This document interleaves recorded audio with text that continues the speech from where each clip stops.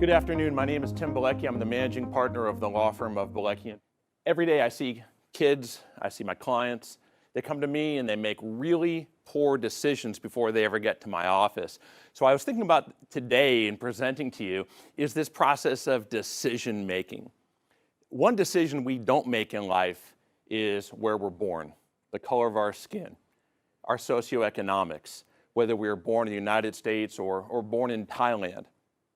But from that moment, we have the ability to make choices, to make decisions. And if you want to live a worthwhile life, it's up to you to make decisions to enable you to have a worthwhile and a meaningful life. The research says that we make about 25 to 50,000 decisions every single day. Those are often micro decisions, decisions we don't even think about. The decision to step forward when I'm talking to you, the decision to step back, the decision to drink a Red Bull beforehand, and a lot of decisions we don't even think about. But the bigger decisions, those decisions which have such great impact on our life, those decisions we look back and think about, are often difficult to make. We often procrastinate when making those decisions. We don't think through those decisions or have trouble making them.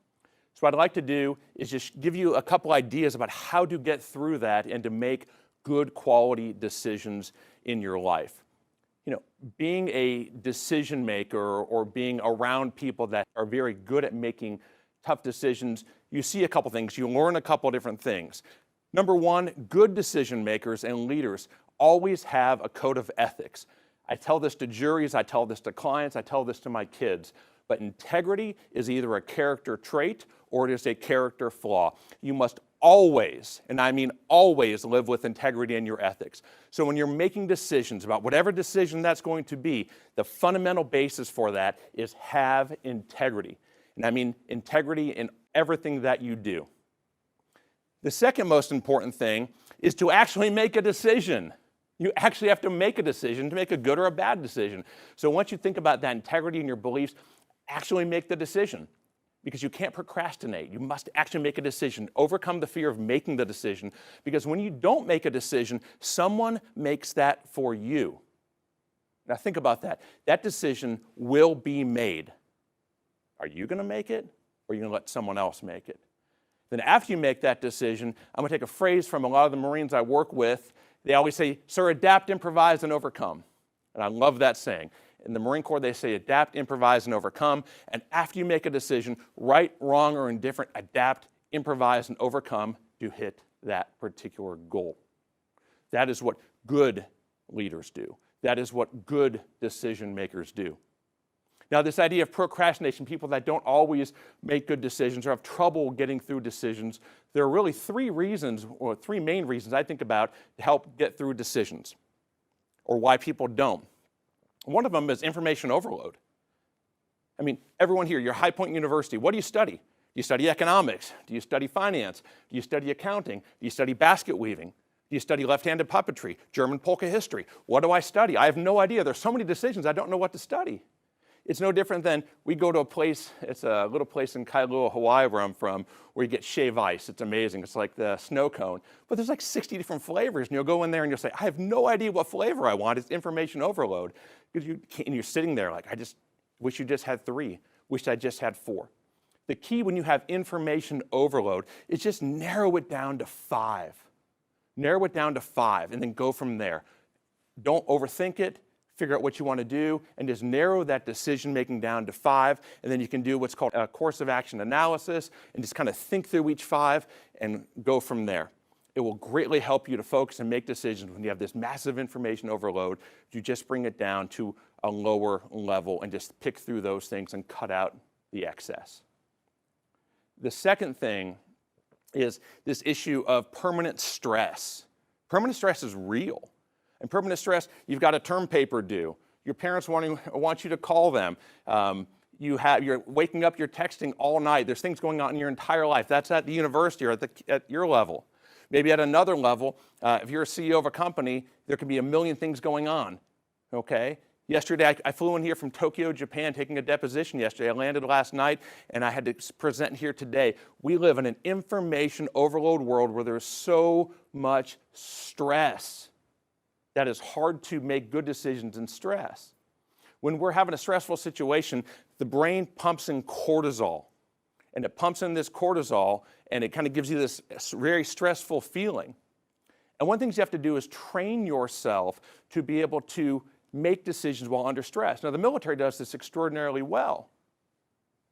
If you look at Navy SEAL training, if you look at Ranger training, if you even look at just regular basic training, they put trainees through an extraordinary amount of stress and make them execute decisions under a high stress load. Why do they do that? So their body adapts to stress, so their body adapts to change, and so they can make important decisions while under a stress load. If you look at people in these high stress situations, they're cool, they're calm, they're collected, and they don't play on their emotions when they're in high stress situations. Now, you don't have to leave High Point University and go join the Marine Corps or join the Army to get that type of training. You can do something as basic as stepping out of your comfort zone. Just step out of your comfort zone and do that on a day-to-day basis. Find people you don't normally interact with and interact with them. Find a club that you don't think you'd be interested in and do that. Do something different each day and learn to be comfortable outside of your comfort zone, because that is actually training your brain and training you for how to get used to being uncomfortable. And believe it or not, there is scientific research which shows this type of training will help you make good decisions in high stress environments. No different than they do in military training, no different than you can do in your day-to-day life. Get comfortable being uncomfortable.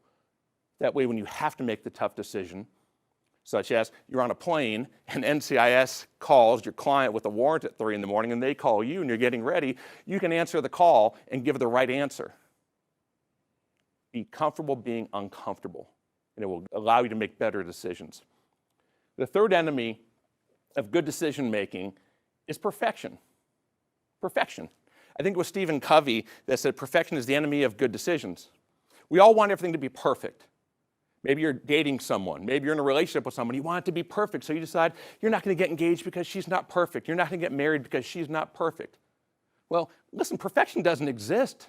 It just does not exist. I'm telling you that right now. It's sorry to maybe disappoint everyone, but it doesn't exist, at least not in this world. If you want to start a business, you want to wait. Well, I need to have cash flow. I need to have the right revenue. It needs to be at the right time. The market needs to be in the right conditions. I need the right blah, blah, blah. It's never going to be right. It's never going to be perfect. If you wait for perfection, you're going to be waiting forever. There are those people, you know them. They're probably in your classes. They're probably friends of yours. They're probably people that didn't make it into High Point that wanted everything to be perfect, so they did nothing. So what you need to do is get that 80 or 85% solution. I'm not saying dive in with nothing.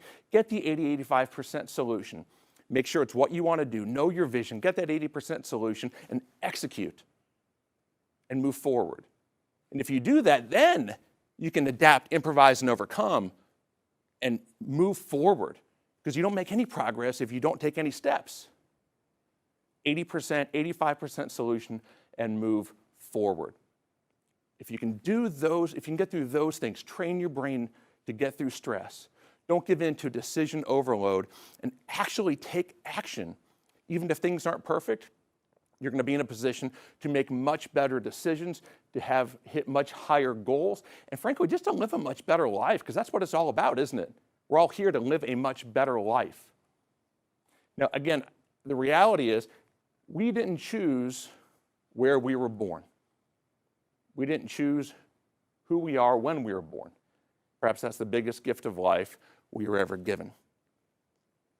But given that gift, I believe we all have an obligation to ourselves, to the community, and to the world around us to make your life worthwhile. And the only way you make your life worthwhile is that is a choice. It is a decision that you must make day in, day out, over and over. Please live a worthwhile life. Thank you.